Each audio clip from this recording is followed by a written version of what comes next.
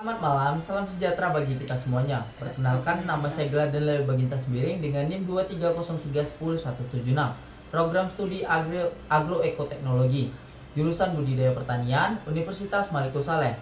Di sini saya akan mempresentasikan hasil dari tugas saya dengan mata kuliah Pengendalian Terpadu Hama Penyakit Tanaman.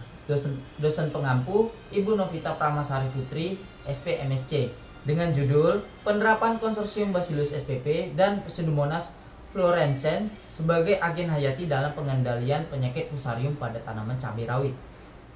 Kita masuk ke pendahuluan. Masalah tanaman cabai rawit atau Capsicum frutescens L adalah komoditas hortikultura yang bernilai ekonomi tinggi di Indonesia. Namun, produksinya sering terganggu oleh penyakit layu yang disebabkan oleh jamur Fusarium sp. Penyakit ini bisa menyebabkan kerugian hasil yang sangat mempengaruhi hasil panen hingga 80%. Dalam kondisi yang parah, tanaman yang terserang akan layu, daun mengering, batang membusuk, dan akhirnya mati. Selama ini, petani mengandalkan pestisida kimia untuk mengendalikan penyakit ini. Tapi, penggunaan pestisida kimia secara berlebihan dapat menimbulkan masalah baru seperti patogen yang menjadi resisten atau kebal, lingkungan tercemar, dan residu beracun tertinggi di hasil panen. Oleh karena itu, diperlukan solusi yang lebih ramah lingkungan. PHT atau pengendalian hama dan penyakit terpadu menawarkan solusi dengan mengutamakan agen hayati. Salah satu agen hayati unggulan adalah PGPR, yaitu Plant Growth Promoting Rhizobacteria. Selanjutnya, apa sih itu PGPR? Pengertian PGPR adalah singkatan dari Plant Growth Promoting Rhizobacteria atau dalam bahasa Indonesia yang berarti bakteri perakaran yang memacu pertumbuhan tanaman. Bakteri ini hidup di daerah sekitar akar, yang disebut rhizosphere. Ada dua contoh PGPR yang umum digunakan. Pertama yaitu Pseudomonas fluorescens atau bakteri gram negatif yang berbentuk batang. Kedua yaitu Bacillus spp, yaitu bakteri gram positif yang mampu membentuk spora sehingga tahan terhadap kondisi ekstrim. Peran PGPR ada dua, yaitu memacu pertumbuhan tanaman, misalnya dengan menghasilkan hormon ataupun melarutkan fosfat. Kedua, melindungi tanaman dari patogen penyebab penyakit. Nah, peran kedua itulah yang menjadi fokus presentasi saya, yaitu pengendalian penyakit fusarium. Nah, selanjutnya, bagaimana sih cara PGPR untuk melindungi tanaman? Menurut Glick, tahun 2022, PGPR melindungi tanaman melalui 4 mekanisme, yaitu mekanisme pertama adalah antibiosis. PGPR menghasilkan senyawa antibiotik alami seperti 2,4 di APG atau penazin yang dapat membunuh satu atau menghambat pertumbuhan jamur fusarium. Yang kedua yaitu siderofor. PGPR menghasilkan senyawa yang mengikat zat besi di lingkungan sekitar akar. Akibatnya jamur fusarium kekurangan zat besi yang dibutuhkan untuk tumbuh. Cara ini tidak membunuh langsung, tapi membuat patogen kelaparan. Mekanisme yang ketiga yaitu enzim litik. PGPR menghasilkan enzim seperti kitnase, selulase, dan protease yang merusak dinding sel jamur, sel fusarium. Dinding sel jamur yang rusak akan menyebabkan isi sel keluar dan jamur mati. Mekanisme keempat adalah induksi ketahanan tanaman. PGPR memicu sistem kekebalan tanaman sehingga tanaman menjadi lebih waspada dan siap melawan jamur fusarium. Analoginya tuh seperti manusia yang divaksin. Keempat mekanisme ini bekerja sendiri-sendiri atau bersamaan, tergantung jenis PGPR dan kondisi lingkungannya. Nah, selanjutnya yaitu metodologi penelitian. Sekarang saya akan jelaskan metodologi dari penelitian Agustina tahun 2021. Penelitian ini dilakukan di Laboratorium Fakultas Pertanian UPN Veteran Jawa Timur pada bulan Maret sampai Juni 2021. Patogen yang digunakan yaitu Fusarium sp, yaitu jamur penyebab penyakit layu pada tanaman cabai rawit. Metode yang digunakan adalah biakan ganda atau dual culture method pada media PDA atau potato dextrose agar. Rancangan penelitiannya menggunakan RAL dan rencakan acak lengkap dengan 5 kali ulangan. Ada 4 perlakuan yang saya ambil dari penelitian ini. Pertama adalah PO sebagai kontrol, yaitu tanpa agen hayati. Yang kedua adalah P1, yaitu Bacillus spp, isolat BA9 yang diaplikasikan secara tunggal. Yang ketiga yaitu ada P3, yaitu Pseudomonas florens yang diaplikasikan secara tunggal. Ada yang keempat yaitu P4, konsorsium atau campuran antara Bacillus spp BA9 dengan Pseudomonas florens.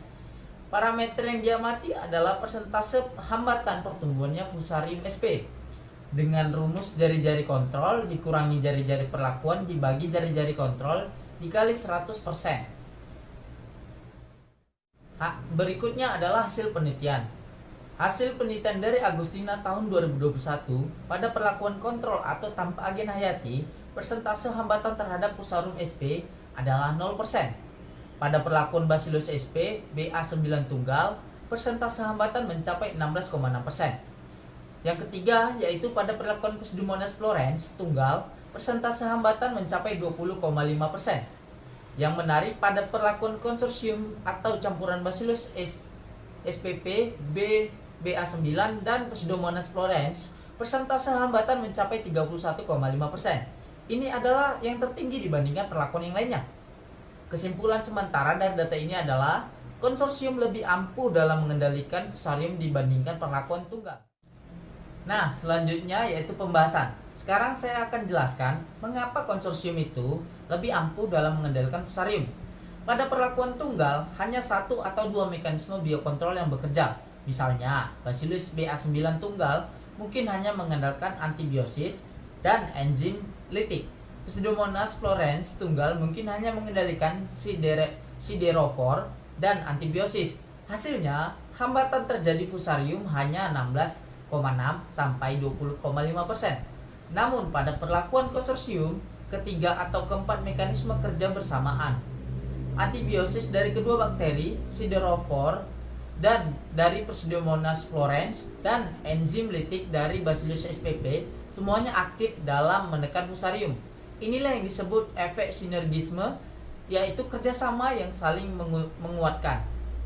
Nah, itulah yang menghasilkan hambatan terhadap Fusarium mencapai 31,5%, jauh lebih tinggi dari yang sebelumnya. Hal ini sesuai dengan teori Glick tahun 2020 yang menyatakan bahwa kombinasi beberapa PGPR dengan mekanisme berbeda dapat meningkatkan efektivitas biokontrol terhadap patogen seperti Fusarium. Namun, perlu saya sampaikan bahwa penelitian ini masih terbatas pada uji laboratorium atau in vitro, belum dilakukan uji lapangan atau in vivo dalam tanaman cabai rawit yang sebenarnya. Jadi, perlu penelitian lanjutan untuk memastikan efektivitasnya di kondisi lingkungan yang berbeda. Nah, selanjutnya yaitu implementasi konsorsium dalam PHT. Sekarang saya kaitkan dengan PHT dalam pengendalian penyakit Fusarium. Prinsip pertama PHT adalah ramah lingkungan. Konsorsium menggunakan agen hayati bukan pestisida, sehingga tidak dapat mencemari tanah dan air. Prinsip kedua yaitu meninggalkan residu beracun. Bakteri PGPR akan mati dan terurai secara alami, sehingga aman bagi manusia dan hewan. Prinsip ketiga, patogen Fusarium tidak mudah resisten, karena konsorsium memiliki 3-4 mekanisme yang kerja sekaligus. Jamur Fusarium sulit menjadi kebal dibandingkan jika hanya menggunakan satu jenis fungisida kimia. Prinsip keempat yaitu dapat dipadukan dengan teknik lain. Konsorsium bisa dikombinasikan dengan kompos, mulsa, dan atau varietas cabai yang tahan Fusarium. Nah, selanjutnya yaitu ada kesimpulan. Sebagai kesimpulan, ada 3 poin utama. Poin pertama yaitu dari Jurnal Internasional Glick tahun 2020. PGPR memiliki 4 mekanisme sebagai agen biokontrol, yaitu antibiosis, siderofor, enzim lytik, dan induksi ketahanan tanaman. Keempat mekanisme ini efektif dalam mengendalikan jamur Fusarium.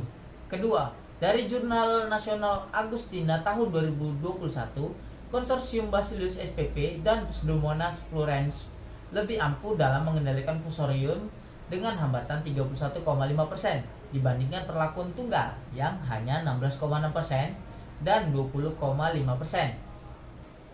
Dan yang ketiga, kesimpulan akhir. Teori Glick membuktikan benar di lapangan. Konsorsium sesuai dengan prinsip PHT, ramah lingkungan, dan mendukung pertanian berkelanjutan, serta pertanian organik. Saran saya, petani sebaiknya menggunakan konsorsium atau kombinasi agen hayati, bukan hanya satu jenis saja, untuk mengendalikan penyakit Fusarium lebih optimal jika dikombinasikan. Nah, selanjutnya yaitu daftar pustaka. Daftar pustaka yang saya gunakan ada dua. Yang pertama yaitu GLIC tahun 2020 dengan judul Plant Growth Promoting Rhizobacteria atau PGPR, Their Potential as Antagonist and Biocontrol Agent, Genetic and Molecular Biology. Dan yang kedua yaitu jurnal dari Agustina tahun 2021 dengan judul Pengaruh Konsorsium Bakteri Bacillus pp dan Pseudomonas florens dalam mengendalikan penyakit layu Fusarium sp pada tanaman cabai rawit di UPN Veteran Jawa Timur. Demikian pemaparan materi yang dapat saya sampaikan. Apabila terdapat kekurangan, saya mohon maaf. Terima kasih atas perhatian saudara dan saudari sekalian. Pergi ke taman memetik melati, harumnya semerbak di pagi hari. Sekian presentasi yang saya sajikan hari ini. Terima kasih atas perhatian dan partisipasi yang diberi. See you next time.